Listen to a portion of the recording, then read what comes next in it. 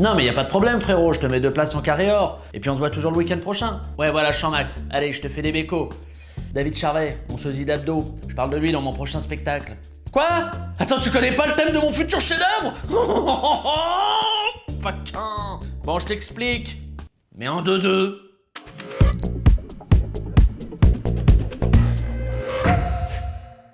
Comme je te le disais, je suis en train de gratter mon 2e spectacle. Le premier, c'était un gros succès. Il s'appelait Pablo Mira dit des choses contre de l'argent. J'ai fait 200 dates, j'ai joué devant 48 000 spectateurs. J'ai mis 24 femmes enceintes, dont 3 hommes. Pour mon prochain one man, j'abandonne mon personnage de réac de droite, mais je garde quand même ce qui fait ma marque de fabrique, des punchlines cyniques et une forte odeur de chorizo après 5 minutes de spectacle. Ce spectacle, il parlera de ce qui me passionne, les années 90.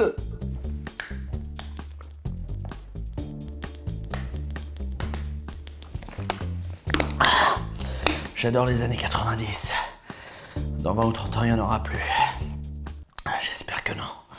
En vrai, cette décennie, elle était folle. C'était la décennie des chutes. Déjà la chute de l'URSS, mais surtout la chute des cheveux de Bruce Willis.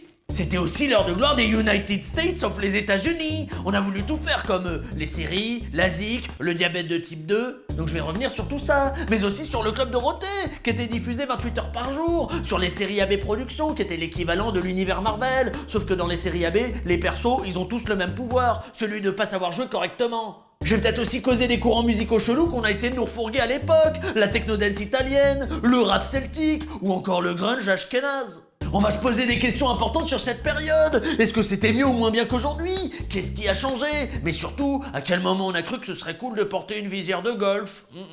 J'expliquerai aussi que les années 90, c'était la dernière décennie optimiste, parce qu'après on s'est quand même tapé le 11 septembre, la crise financière, et surtout la fin de la série Undo Stress. Tiens d'ailleurs j'ai croisé Jonathan Serrada, il aimerait bien que tu lui rendes son pot de Viveldop fixation béton. Puis sur un côté plus personnel, plus profond, au-delà de l'aspect nostalgique, ce spectacle il parlera de la difficulté pour un homme de grandir. Psychologiquement bien sûr, parce que physiquement c'est foutu pour moi, hein. Je suis assez de m'acheter une marinière pour aller bosser à Fort Boyard. Voilà, tu sais tout. Intéresse-toi au spectaclisme un peu.